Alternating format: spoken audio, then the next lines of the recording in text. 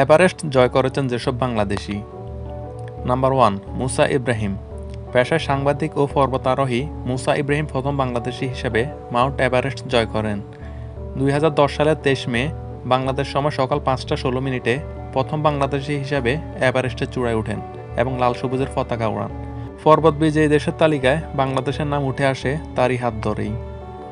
Number 2, Nishat Majumdar. প্রথম বাংলাদেশি নারী হিসেবে 2012 সালের 19 মে বেলা 11:30টায় পৃথিবীর শীর্ষ চূড়া এভারেস্টে আরোহণ করেন নিশাত মজুমদার। তার জন্ম 1981 সালের 5 জানুয়ারি লক্ষ্মীপুরে। তিনি ঢাকার ফার্মগেটের বটমূলী হোম উচ্চ বালিকা বিদ্যালয়, শহীদ আনোয়ার গার্লস কলেজ এবং ঢাকা সিটি কলেজ থেকে পড়াশোনা করেছেন বলে জানা যায়।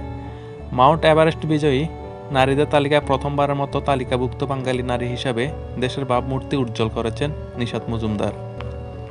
এম এ মোহিত। নিশাত মজুমদারের পর 2011 সালের 21 মে এভারেস্ট শৃঙ্গ জয় করেন এম এ মোহিত। এছাড়াও 2012 সালেও এভারেস্ট জয় করেন তিনি একমাত্র বাংলাদেশি যিনি দুবার এভারেস্ট জয় করেন। মোহিত 2010 সালে এভারেস্ট অভিযানে গেলেও বিরূপ আবহাওয়ার কারণে সে সময় ব্যর্থ হন।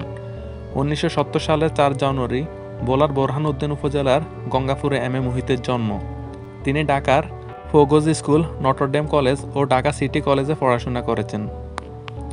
ওয়াসফিয়া নাজরিন।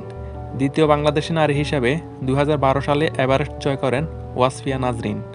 ওই বছরের 26 মে সকাল 7:45টায় বিশ্বের সর্বোচ্চ শৃঙ্গ এভারেস্টের চূড়ায় আরোহণ করেন তিনি।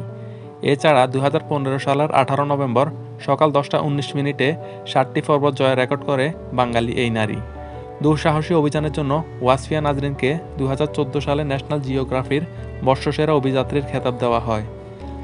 1982 সালের 27 অক্টোবর ঢাকায় জন্মগ্রহণ করেন ওয়াসফিয়া নাজরিন।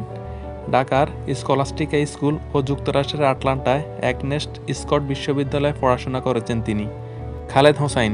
এভারেস্ট জয়ী খালেদ হোসেন বেশি পরিচিত সজল খালেদ নামে। তার এভারেস্ট বিজয় নিয়ে কিছু বিতর্ক রয়েছে। কেউ বলেন 2013 সালের 20 মে সকাল আনুমানিক 10টায় এভারেস্ট জয় করে ফেরার পথে তিনি মৃত্যুবরণ করেন। আবার অনেকে বলেন সর্বোচ্চ শৃঙ্গের পিক টাচ করার আগেই মারা যান এই পর্বতারোহী। বাবর আলী। বাংলাদেশি হিসেবে দীর্ঘ 11 বছর পর এভারেস্টের চূড়া জয় করেন বাবর আলী।